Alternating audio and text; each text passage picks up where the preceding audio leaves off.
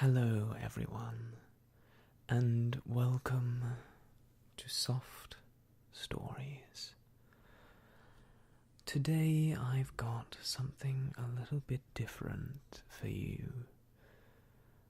I was fortunate enough to be given this board as a gift some little time ago, and I have very much enjoyed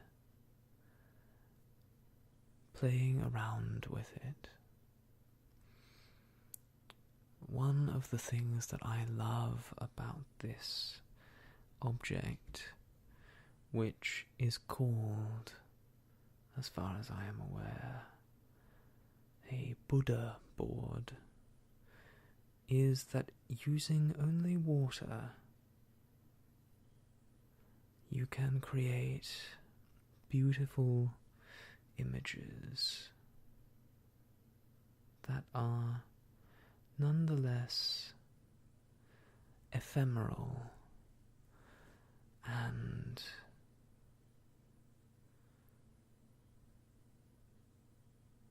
do not last forever.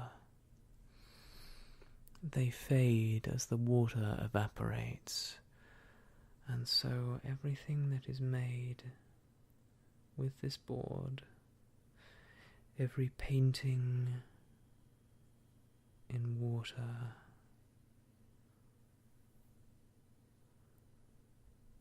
is destined to disappear. But that means that every stroke you make is all the more important, because just like our lives, it's vital to enjoy it while it lasts. I am far from an expert in painting or drawing. I am an amateur by every definition. But I have enjoyed toying with this board, producing these lines and making shapes and figures.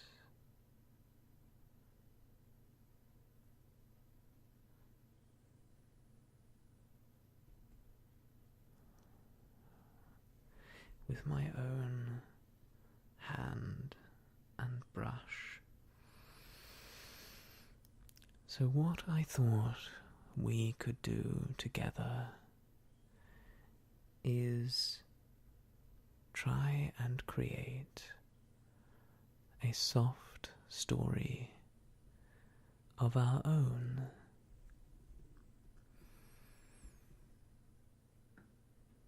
So far, I have had access to physical books wherein the stories are brought to life through printed words on paper page. But here today, I have no such book. I have only my hands and this brush and this board. And so, instead of reading a story with you all, I think that we should simply create one of our own. And so, like a free association, I am going to draw on this board, create lines and figures, scribbles and squiggles, and we are going to make a story out of them. I come into this with no plans, no set ideas about what this story is or where it will go, and I hope that through the nature of improvisation and the inspiration that a blank page can give, we will come to something organically. This is an experiment, and we will see how it works and whether you enjoy it. Because I can do this at any time for my own edification. But if I am to share it with you, there is no reason that we should not all enjoy the results. So here we are, and let's begin. Once upon a time,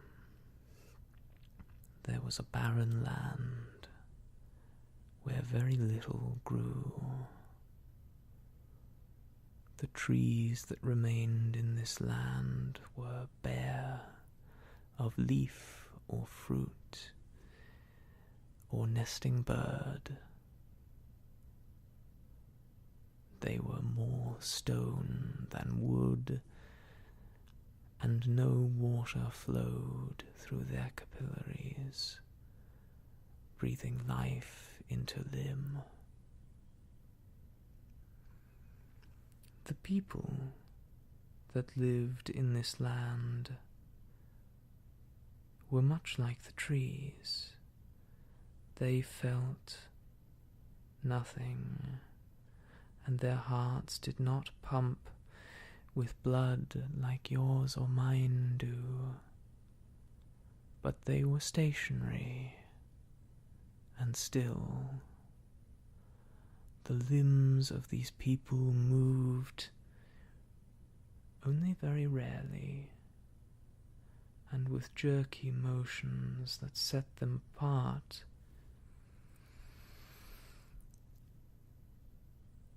from the tides and the wind that swept across this land.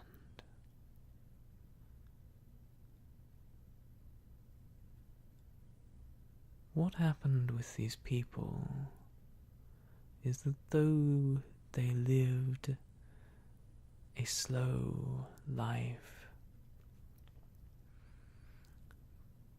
these folk lived for a very long time. Perhaps it is said that their soft movements meant that their bodies and their spirits did not wear out as quickly as the bodies and spirits of the people in our world. And so, though these people could do very little, they saw a great deal. They saw the dunes shift and rise around them. They saw the buildings of the old civilization that came before them crumble into dust and be absorbed by the dunes. They saw little in the way of life, but they grew very adept at the observation of death. And so these people came to think of themselves as the masters of death. It held no sway over them. They felt no fear at the embrace of death. They felt only assurance that what had come to pass was what would always come to pass. That everything, people and trees and civilizations, would slowly fade away into nothing. And one day they too had all faded away, for even without blood, for even with a half-life, death comes for us all.